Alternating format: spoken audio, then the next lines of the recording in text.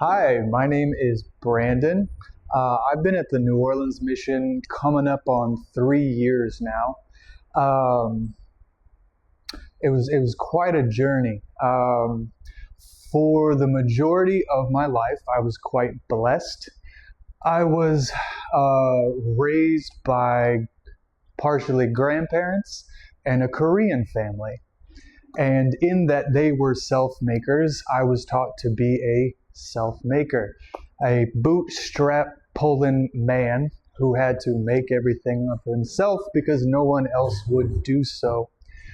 Uh, in that, I was not raised in a church. I was not at all seeking the Lord. I was not a man of God, a God fearing man.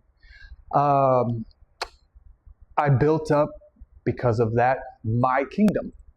And as we learn in Scripture that what we see is temporary and what is not seen is eternal.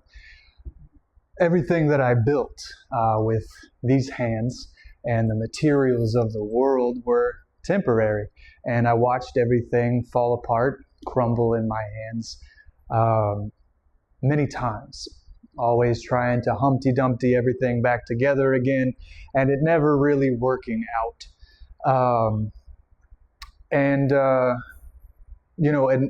eventually I found myself still trying to do it all on my own, but in New Orleans. I had done everything from being a stuntman in the film industry to running nonprofit work, represented the United States internationally in Taekwondo. That was the Korean grandparents essentially. Uh, Done a lot, traveled a lot, done a lot of things.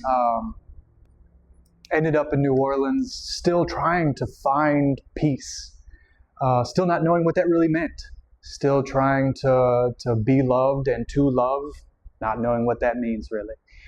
I eventually found myself homeless, toxic work environments, all of the different circumstances of the world.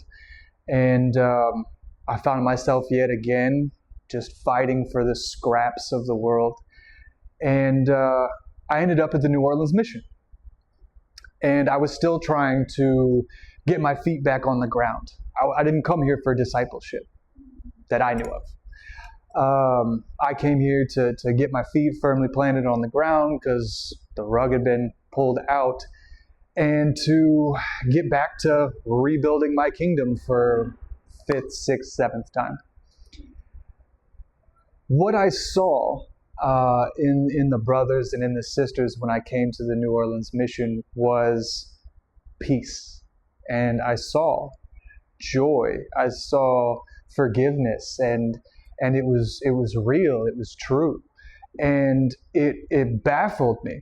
I had no idea how it was possible because I've traveled the world.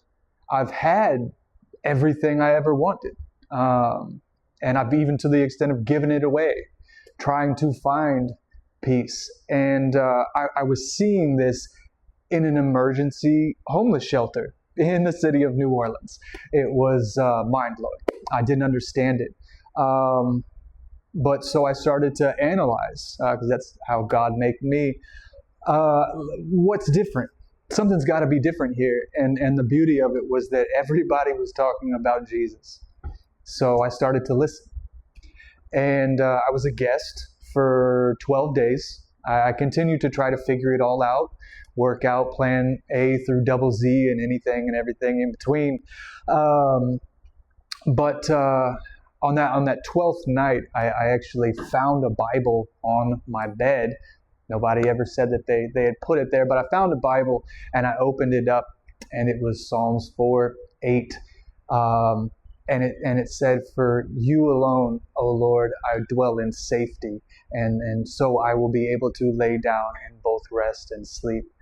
And that was beautiful for me because I was essentially an insomniac. I was so in my mind and in anxiety and frustration and figuring everything out that I slept maybe 2 hours a day. So I slept like a baby, straight 8 hours, didn't even move, drool on the pillow, the whole lot. It was great. And I woke up and I said, "Okay, Lord, but I put my feet on the ground and I started running again.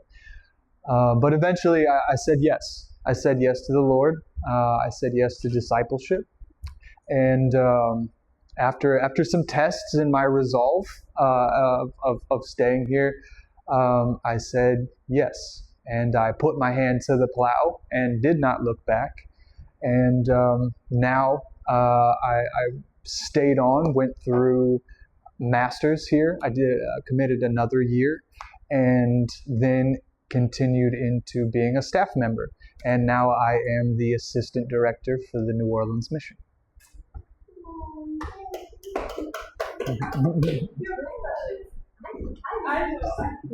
was good. That was amazing.